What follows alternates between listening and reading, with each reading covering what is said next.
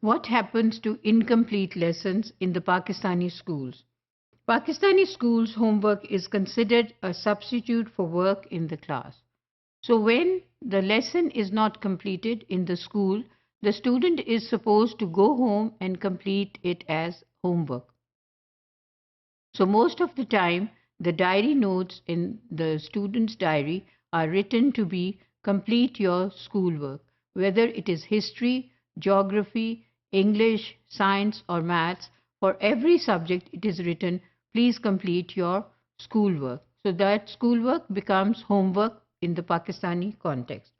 So that means the student when will go home after a 5 or 6 hours day of school will be going home and then repeating the same thing, which would be a rather pressure and also a very boring exercise for him to do, and repeat the same things which he has done in the classroom. There is nothing new for him to learn, and he will just feel it to be a burden.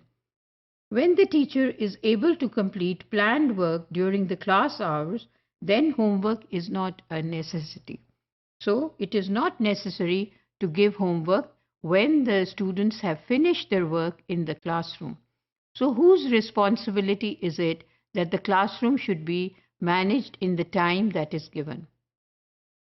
It is the responsibility of every teacher that when she plans the lesson, it should be according to the time that is supposed to be given to that particular lesson. So the teacher should be a good manager of time. Time management is very important in lesson planning. And as the teachers they do lesson planning, they need to take care that the lesson will be completed in that hour. And if it is not completed, then it will be divided into 2 sessions, and the following day the session can be carried on. But this exercise of giving the incomplete lesson and the incomplete session to be completed as a homework is not a good practice. The teacher should learn to be a good time manager and let the students complete the work in the class. It is not necessary that this has to be a teacher-centered class. The learner-centered class can also make it possible to complete the classwork in the class, and this has not to be carried at home.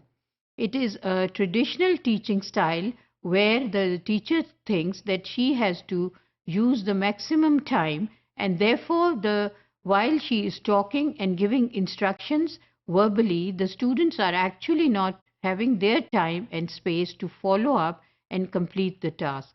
So a learner-centered class would give them more time to concentrate on their task and will be able to finish it in the time frame that is given. So the teacher's responsibility is to manage time and make the students complete their session in the school, and therefore then no homework will be required. Perhaps teachers give more homework in rural schools because they cannot complete lessons during the regular class period. This was again an analysis done by the study done by Haruna Jatoi on gender of teachers and teaching practices in Pakistani schools, and this study was done in the Academy of Educational Planning and Management, Islamabad in Pakistan. So this academy has the article in there which can be referred to online by the reference which is given, and you will be able to get more information on why do the rural teachers get into the habit of giving more homework, and why do they consider that this homework is going to be a reason for better achievement of results.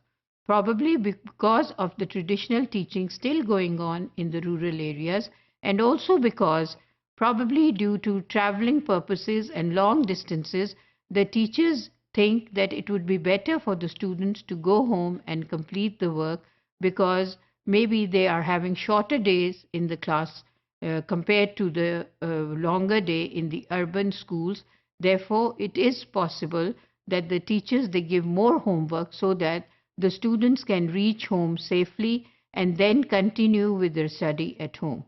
So there is a lot of information in this reference that is given, in which it will be discussed that how homework could be a reason to bring better results and achievement of the students in rural areas.